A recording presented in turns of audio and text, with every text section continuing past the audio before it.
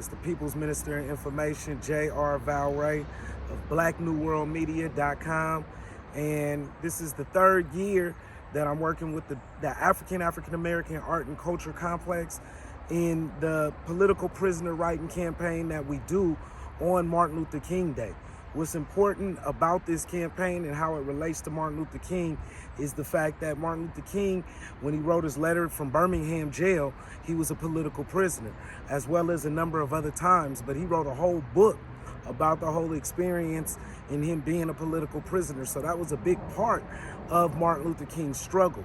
We don't want to just concentrate on I have a dream, but concentrate on aspects of our struggle that are alive and well, such as political prisoners. When some people might say, well, what is a political prisoner? A political prisoner is somebody who is in jail because of their political actions or because of their political beliefs. And in terms of the political prisoners that we've worked with, most of them, not all of them, but most of them have been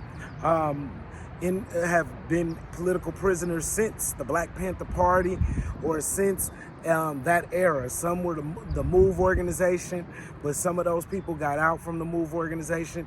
But people like Mumia Abu-Jamal, who's a legendary journalist in Philadelphia.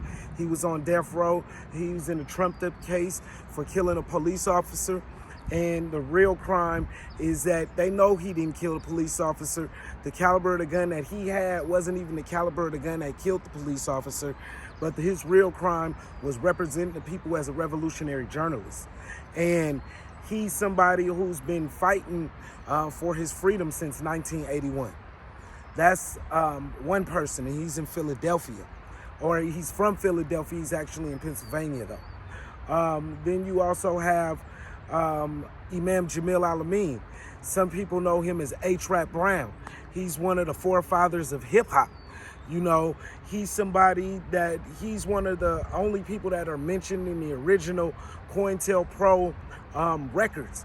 When they mentioned Elijah Muhammad, Malcolm X, Stokely Carmichael, Martin Luther King, A-Trap Brown, Imam Jamil Al-Amin, who is now known as Imam Jamil Al-Amin, he's the only person that is still alive from that era.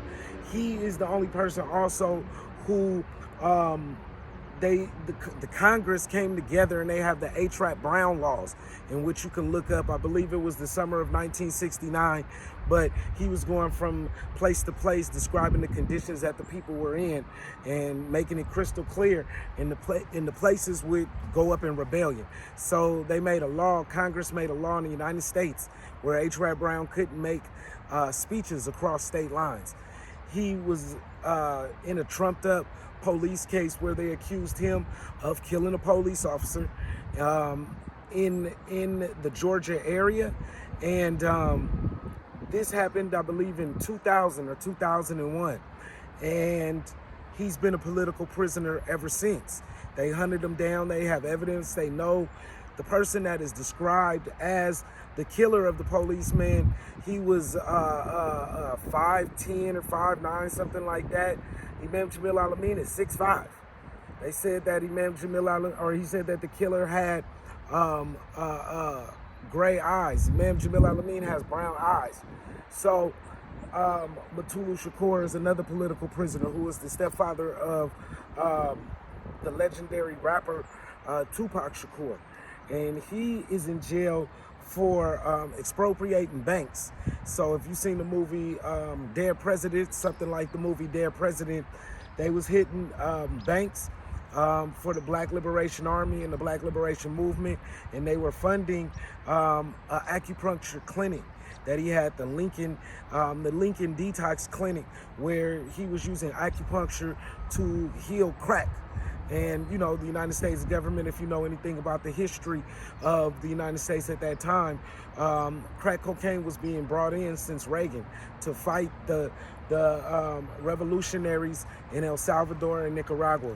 And they used the cocaine first from the Bay Area and also Los Angeles. And so, Mutulu Shakur found a way to use acupuncture and Eastern medicine to cure crack cocaine, which is a very addictive drug. And he's been locked down since 1981. He has COVID right now. He is fighting for his life. And so Actually, you know, we're asking people to write to people like them. There's Ed Poindexter, there's Chip Fitzgerald, there's Ruchell Magee. There's a number of other people that I didn't name that need to be supported because they represented for our movement. So support the AAACC, the African American Art and Culture Center, and the Black New World Media.com in this political prisoner letter campaign that you can do from your house.